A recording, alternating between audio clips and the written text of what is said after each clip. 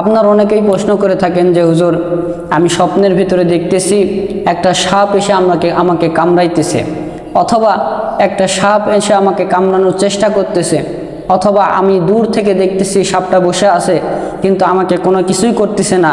অথবা আমি নিজে সেই সাপটিকে ধরে সেখানে মারতেছি বা মেরে ফেলার চেষ্টা করতেছি, অথবা সাপ আমাকে ধাওয়া করতেছে। এই বিভিন্ন স্বপ্ন সম্পর্কে আপনারা অনেকে জানতে চেয়েছেন এবং অনেকে আমাদেরকে প্রশ্ন করে থাকেন। তো আপনাদের জন্য এই স্বপ্নের ব্যাখ্যাগুলো আমি বিস্তারিতভাবে আলোচনা করব ইনশাআল্লাহ তাআলা। দেখেন, আমরা স্বপ্নের ভেতরে আল্লামা ইবনে সিরিন রহমতুল্লাহ আলাইহির কিতাব অনুযায়ী যেটা দেখতে পাই,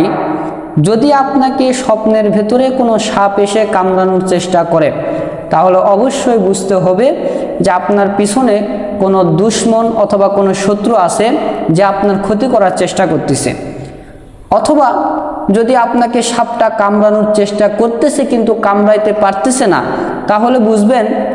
যে আপনার পিছনের দুশমন অথবা শত্রু আপনাকে মারার চেষ্টা করতেছে, আপনার ক্ষতি করার চেষ্টা করতেছে, কিন্তু সে কোনোভাবেই সেই কাজের ভেতরে সফল হইতে পারতেছে না। আর যদি আপনি এরকম স্বপ্ন দেখেন যে সাপটিকে আপনি হাত দ্বারা ধরেছেন, ধরে সেই সাপটিকে মারতে মারতে হত্যা করে ফেলাইছেন, তাহলে অবশ্যই আপনাকে বুঝতে হবে যে আপনার পিছনে যে শত্রু আছে বা দুশমন আছে, এই দুশমন অবশ্যই ধ্বংস হয়ে যাবে এবং এই শত্রুকে আপনি ধ্বংস করবেন, অথবা এই শত্রু নিজে থেকেই আপনার কাছ থেকে সরে যাবে, আপনার আর ক্ষতি করবে না। আর যদি আপনি এরকম দেখেন যে সাপ দূরে বসে আছে, আপনি দূর থেকে দেখতেছেন কিন্তু সাপ আপনার কোনো ক্ষতি করতেছে না বা আপনিও সাপের কোনো ক্ষতি করতেছেন না, তাহলে তখন আপনাকে বুঝতে হবে যে শত্রু হয়তো দূর থেকে আপনাকে দেখতেছে বা আপনার কাছে আসার চেষ্টা করতেছে কিন্তু আপনার কাছে আসতেছে না বা আপনার কোনো ক্ষতি করার চেষ্টা করতেছে না। দেখেন, এর ভিতরে একটা গুরুত্বপূর্ণ বিষয় হচ্ছে, যদি আপনি স্বপ্নের ভেতরে দেখেন যে সাপ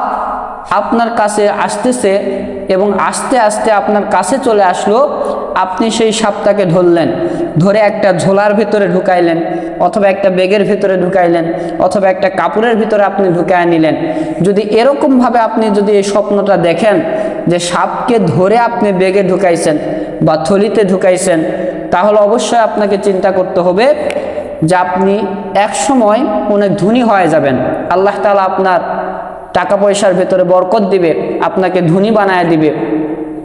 এবং আপনি অনেক টাকার মালিক হইতে পারেন। তো এই হচ্ছে আমাদের সাপ নিয়ে বিস্তারিত অনেক স্বপ্নের ব্যাখ্যা। আপনারা যেভাবে প্রশ্ন করে থাকেন ঠিক সেভাবে কিতাবে কখনো উল্লেখ করা থাকে না যে হুজুর আমি সাপ দেখছি, সাপ আমার সাথে বসে খাইতেছে, আমি সাপ দেখছি, সাপকে আমি খাবার দিচ্ছি, বা বিভিন্ন কিছু আপনারা অনেকেই প্রশ্ন করে থাকেন, কিন্তু আসলে এইভাবে তো কখনো কিতাবে উল্লেখ করা থাকে না। কিন্তু সাপ যদি আপনার কাছে আসে বা আপনার বন্ধু হয়ে যায় বা আপনার সাথে সবসময় থাকে,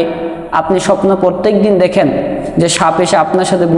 বন্ধুর মতো আচরণ করতেছে, তাহলে অবশ্যই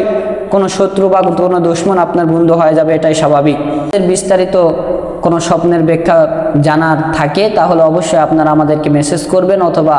আমাদের কমেন্টে জানাবেন। আমরা অবশ্যই সমস্ত প্রশ্নের উত্তর দেওয়ার আপনাদেরকে চেষ্টা করবো ইনশাআল্লাহ তাআলা। এবং আমাদের চ্যানেলটিকে সাবস্ক্রাইব করবেন এবং অবশ্যই কোরআন সুন্নাহ থেকে আল্লামা ইবনে সিরিন রহমতুল্লাহ আলাইহির কিতাব এবং বিভিন্ন কিতাবাদি থেকে